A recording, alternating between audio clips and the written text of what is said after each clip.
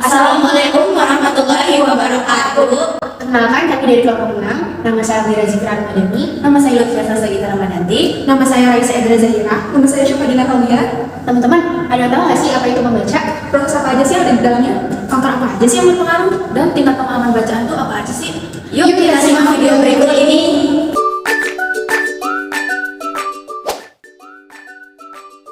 Jadi, bahasa adalah sistem komunikasi yang berfungsi untuk meneruskan pemikiran seseorang melalui suara ataupun simbol. Salah satu aspek keterampilan yang harus dimiliki oleh setiap orang adalah membaca. Menurut Hudson, membaca adalah proses yang dilakukan dan digunakan oleh pembaca untuk menerima pesan yang ingin disampaikan oleh penulis melalui kata-kata ataupun bahasa tulis.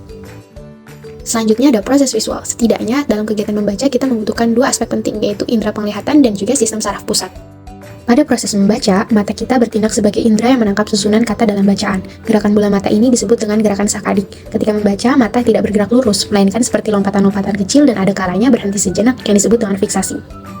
Dalam sudut pandang ilmu saraf, membaca memerlukan sinyal yang dikomunikasikan dengan cepat antara daerah korteks yang terspesialisasi untuk memproses informasi visual, pendengaran, dan bahasa, sehingga objek dari indera penglihatan dapat dipahami dengan baik.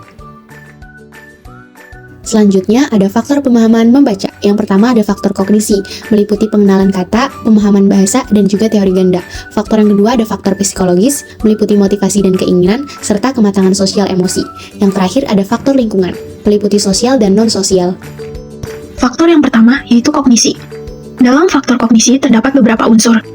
Unsur yang pertama yaitu pengenalan kata. Proses ini terjadi saat seseorang mengenali dan memahami bentuk kata dalam teks melalui pengenalan mengeja kata dan menghubungkan huruf-huruf dengan bunyi. Misalnya, saat melihat ejaan B-U-K-U, otak kita akan mengenali bahwa itu adalah kata buku. Unsur yang kedua, pemahaman bahasa. Melibatkan proses menghubungkan kata-kata dengan maknanya, yang membantu seseorang untuk memahami arti kata secara langsung. Seperti ketika kita membaca kata rumah, otak kita akan memahami bahwa kata tersebut berarti tempat tinggal. Selanjutnya, di dalam kognisi terdapat juga teori yang bernama teori rute ganda. Teori ini menjelaskan tahapan dalam membaca mulai dari bacaan diterima, dibaca, hingga bisa dipahami. Teori ini menjelaskan bahwa seseorang akan melalui dua rute di otaknya yang akan menentukan suatu kata bisa dibaca atau tidak. Rute yang pertama adalah rute ortografis. Rute ini merupakan kemampuan seseorang untuk mengidentifikasi suatu bacaan melalui pola visual seperti bentuk huruf dan ejaannya. Rute yang kedua adalah rute fonologis. Rute ini merupakan kemampuan mengidentifikasi bahasa dan bacaan melalui pelafalan bunyi yang berhubungan dengan aspek suara. Rute kedua biasanya digunakan ketika rute pertama gagal.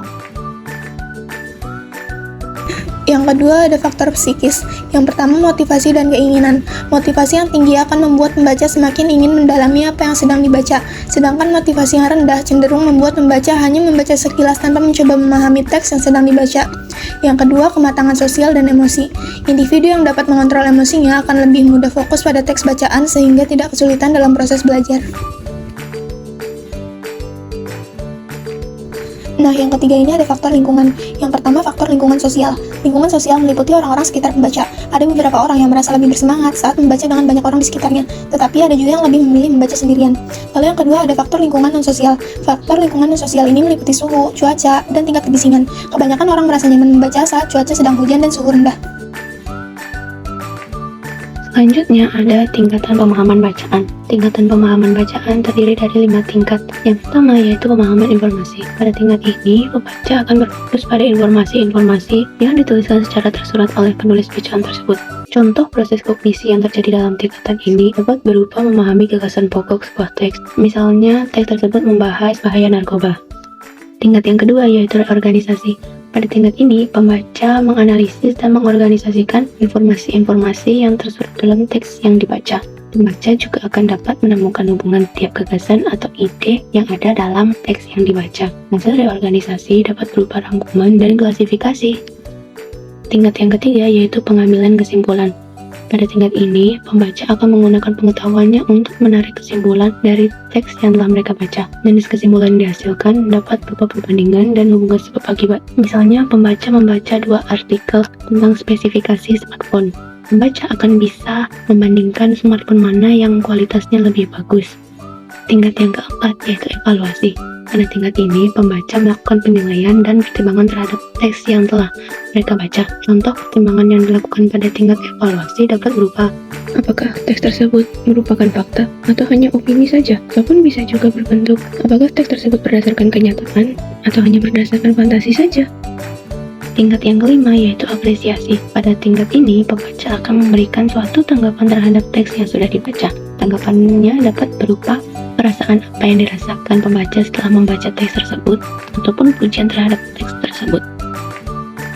Jadi teman-teman, kenapa sih kita harus membaca? Karena pertama, secara umum, perintah membaca adalah agar manusia terbebas dari buta huruf dan buta informasi. Hal ini terkandung pada surah Al-Alaq, di mana terdapat penggunaan kata Iqra yang menunjukkan bahwa perintah membaca merupakan hal yang begitu penting bagi kehidupan manusia. Membaca adalah kunci untuk mengetahui segala hal. Pada saat membaca, otak kita dituntut untuk berpikir, menganalisis berbagai masalah, mencari jalan keluar, dan solusi hingga menemukan hal-hal yang baru. Sehingga dengan membaca, individu dapat terhindar dari kesalahan dan senantiasa terbimbing untuk melakukan hal yang benar. Terima kasih, semoga bermanfaat.